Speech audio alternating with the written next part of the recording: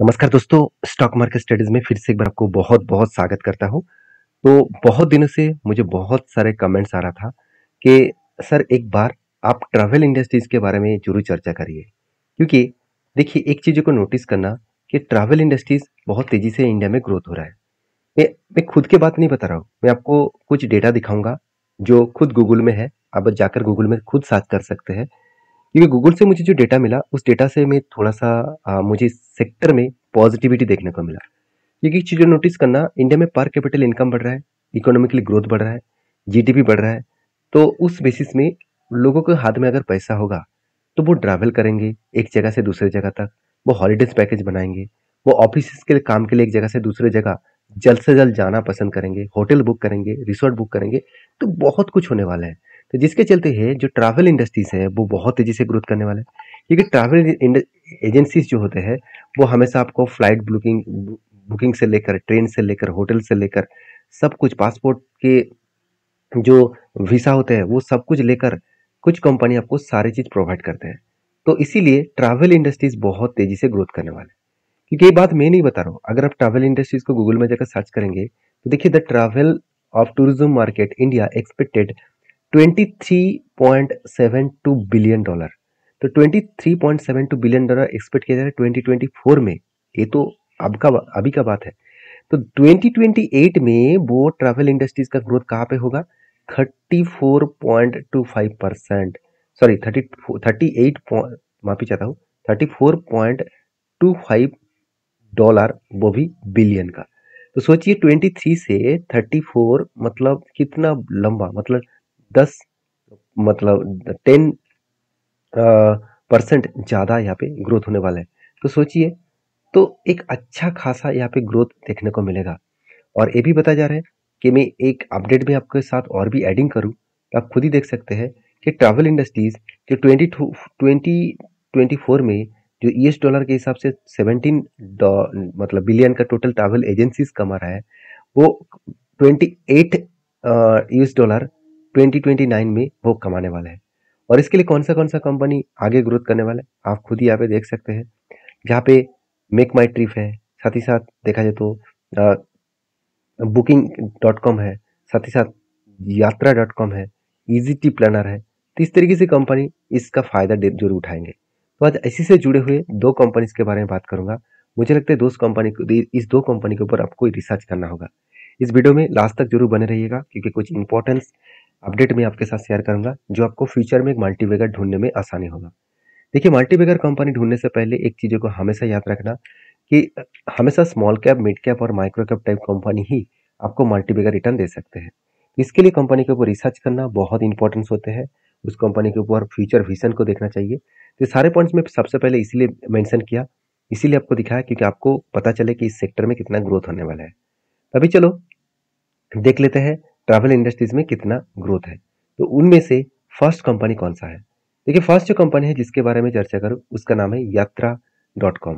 देखिए, यात्रा.com जो flight booking से लेकर, होटल्स बुकिंग से लेकर, साथ ही साथ हॉलीडेज पैकेज, बसेस, कार्स, साथ ही साथ वीसा, सब कुछ कंपनी प्रोवाइड कर रहा है। और इसी तरीके से प्रोवाइड और भी एक कंपनी करता है जिसके बारे में अभी मैं चर्चा करूंगा। सबसे पहले मैं यात्रा.com के बारे में बात कर लेता हूँ। तो बेसिकली इस कंपनी की जो बिजनेस है उस बिजनेस के हिसाब से मैं कुछ पॉइंट्स आपके सामने रखना चाहूंगा। आप खुद ही देख सकते हैं, टिकट बुकिंग है, होटल्स बुकिंग है, कैब बुकिंग है, साथ ही साथ रेल, बसेस, वीसा, पासपोर्ट जो सेवाएं है, साथ ही साथ 24/7 आपको सपोर्ट देने का काम भी करते हैं। कस्टमर जो सेफ बुकिंग टूल्स है, एप्स है, वो भी कंपनी आपको प्रोवाइड करते हैं। साथ ही साथ एक्सपेंस मैनेजमेंट, तो मैनेजमेंट बहुत स्ट्रांग है। आपको सस्ते दामों में, हमेशा डिस्काउंट प्राइस में कंपनी आपको खुद का डेटा को प्रोवाइड करते हैं, खुद का मतलब जो बुकिंग है वो आपको प्रोवाइड करते हैं। खुद का company on on site end of site travel desk भी है जहाँ पे आप हेल्प ले सकते हैं।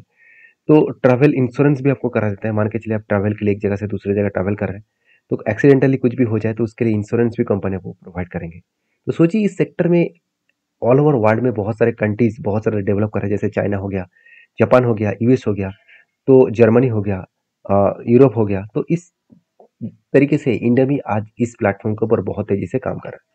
तो यात्रा.com के ऊपर जो ग्रोथ है उसके बारे में बात करूं, आप देख सकते हैं 2017 में करीबन 2150 के आसपास था, और 2020 में वो बढ़ के हो चुके 30 से मतलब 3050 के आसपास, जो 12% के आसपास सीएजीआर के आसपास ग्रोथ हुआ।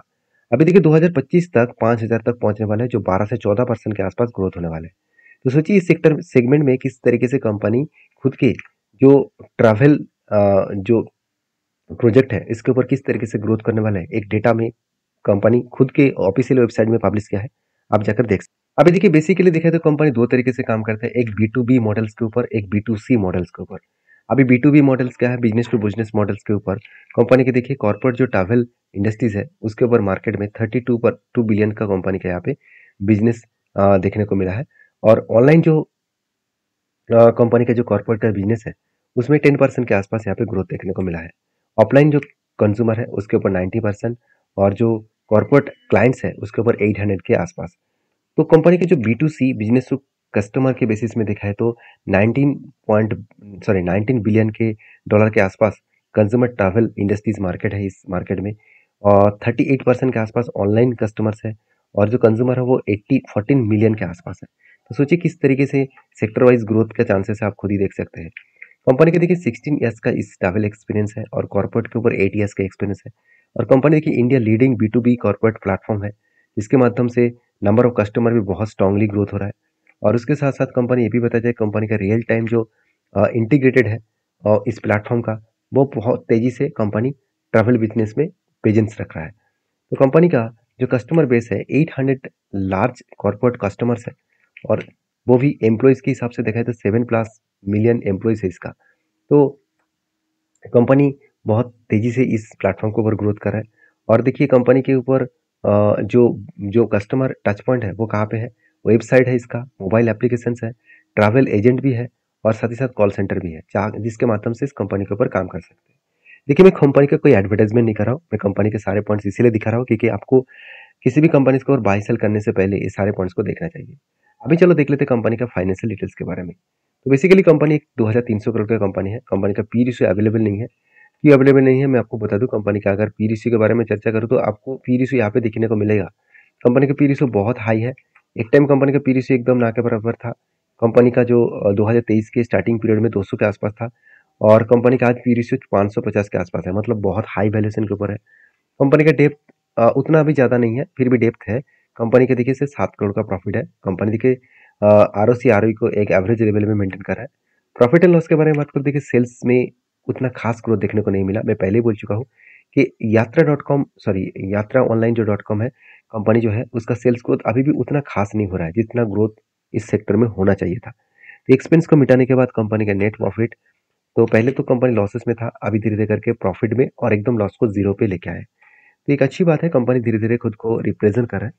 तो बाकी इस कंपनी के ऊपर जो सेल्स का ग्रोथ है वो आप देखेंगे तो इस साल में अच्छा हुआ और प्रॉफिट ग्रोथ हर टाइम में अच्छा देखने को मिलता है।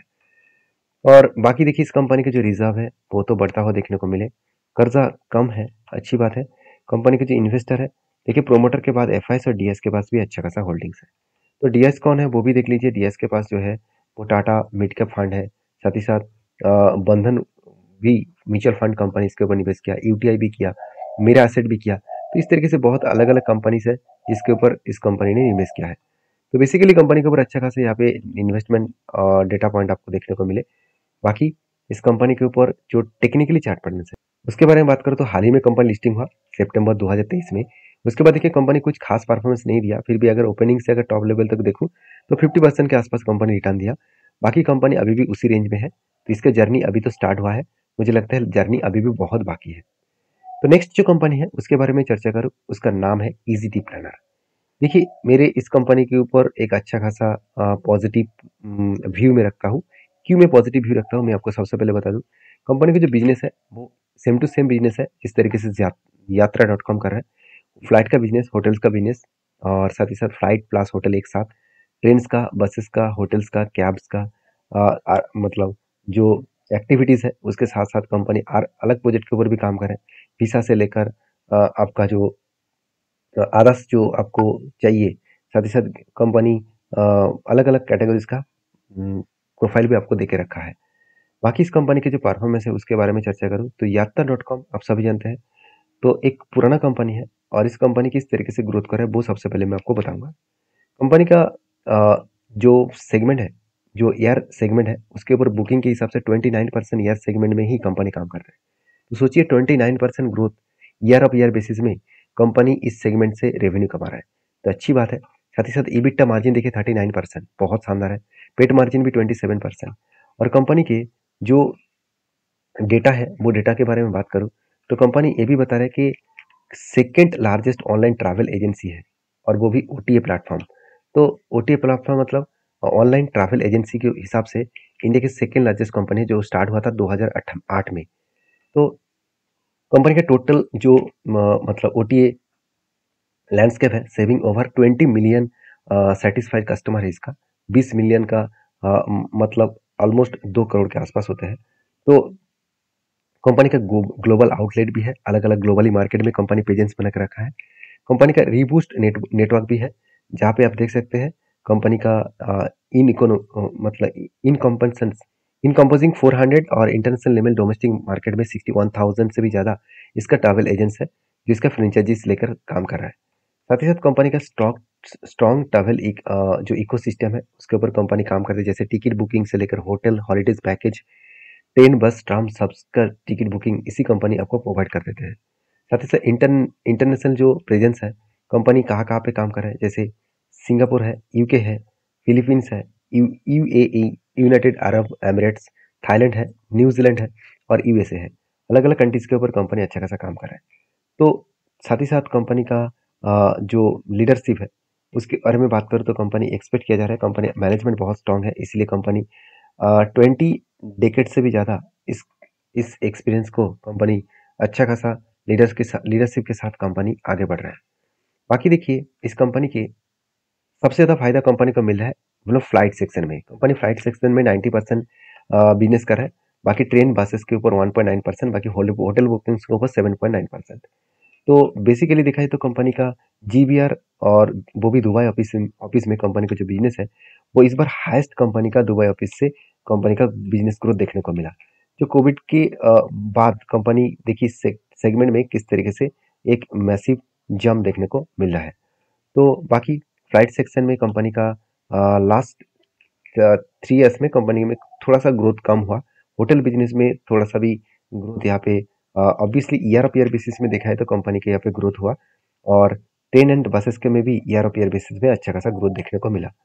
तो बेसिकली कंपनी का जो बिजनेस है, वो बिजनेस किस तरीके से हो रहा है आपको एक अंदाजा यहाँ पे मिल। अभी फाइनेंशियल डिटेल्स के बारे में बात करूँ, जो मुझे इस कंपनी का स्ट्रेंथ लगा, मार्केट का अच्छा है, वैल्यूएशन देखा जाए तो ठीक ठाक ही है, और ROC बेस्ट है, इनकम जबरदस्त है, डेप्थ एकदम कम है, प्रोमोटर के पास होल्डिंग्स भी अच्छा खासा है। और कंपनी का प्रॉफिट एंड लॉस में कंपनी कभी भी सेल्स को कंट्रोल मतलब खराब नहीं किया, कंपनी बेस्ट तरीके से सेल्स किया। हाँ, मुझे ये बात भी आपको दिखाना है कि पहले भी देखिए कंपनी का सेल्स 1,000 तक चला गया था। अब देखकर दुखी मत हो जाना कि कंपनी का पहले 1,000 करोड़ का सेल्स था, आज तो 400 करोड़ है, तो कंपनी बेकार है, बिल्कुल नहीं है। कंपनी उस टाइम जैसे 1,000 करोड़ का सेल्स भी किया था, उस टाइम कंपनी का एक्सपेंस भी ज़्यादा था। तो एक्सपेंस इतना ज़्यादा क्यों था, क्योंकि कंपनी उस टाइम जो सैलरी जो है, एम्प्लॉय का जो सैलरीज है और मैन्युफैक्चरिंग जो कॉस्ट है, वो बहुत ज़्यादा लगते थे। तो 97% मैन्युफैक्चरिंग कॉस्ट भी चला जाता था, और आज वो मैन्युफैक्चरिंग कॉस्ट सिर्फ 2% के आसपास है। और यही कारण की वजह से कंपनी का जो एक्सपेंस है वो कम हुआ, जिसके चलते है जो उस टाइम सेल्स अच्छा होने के बाद भी 1-2 करोड़ का प्रॉफिट कर रहे थे, वो आज प्रॉफिट बढ़ के 167 करोड़ के आसपास पहुंच चुके हैं। तो कंपनी का सेल्स का ग्रोथ बहुत शानदार है, प्रॉफिट का ग्रोथ भी शानदार है। मान लेते तो कंपनी कुछ खास रिटर्न एक साल में नहीं दिया, इसके लिए चिंता नहीं करना है, तो यही तो अपॉर्चुनिटी है। रिटर्न ऑफ इक्विटी के बारे में बात करूँ तो बेस्ट तरीके से रिटर्न ऑफ इक्विटी देखने को मिला। और देखिए कंपनी का बोरिंग्स देखा जाए तो धीरे धीरे करके बढ़ता हुआ देखने को मिला, क्योंकि बिजनेस बढ़ रहा है तो बोरिंग्स भी बढ़ रहा है। तो चिंता मत करिए, क्योंकि कंपनी के रिजर्व जो है वो इस बार हाईएस्ट देखने को मिला, डबल के आसपास रिजर्व बढ़ा चुके हैं। और साथ ही साथ कंपनी जो कर्जा लिया, वो क्या खुद के कर्जे को खुद के कैश से मिटा सकते हैं। 118 करोड़ के आसपास खुद के हाथ में कैश है, और कंपनी का बोरिंग्स 116 करोड़ है, मतलब इजीली वो कर्जे को मिटा सकते हैं। बाकी एज ए इन्वेस्टर, प्रोमोटर से लेकर FIDS पब्लिक, हर किसी के पास इन्वेस्टमेंट है।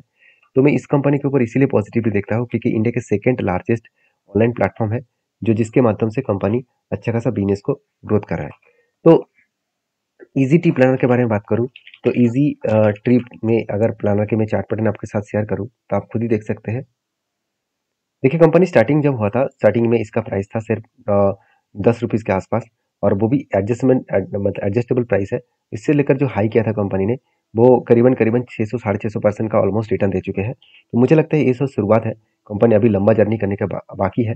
तो बाकी आप समझदार है, दोनों कंपनी के ऊपर वेरीफाई करिए, उसके बाद काम करिए। मेरा काम था सारे पॉइंट्स आपके साथ शेयर करना, सारी डिटेल्स आपके साथ रिसर्च पर्पस में आपके साथ शेयर करना, और आपका काम है उसके ऊपर वेरीफाई करके आपके जो एडवाइजर है उसके साथ बातचीत करके, आपके जो सेबी रजिस्टर्ड एडवाइजर है उसके साथ बातचीत करके काम करिए, क्योंकि मैं कोई सेबी रजिस्टर्ड पर्सन नहीं हूँ।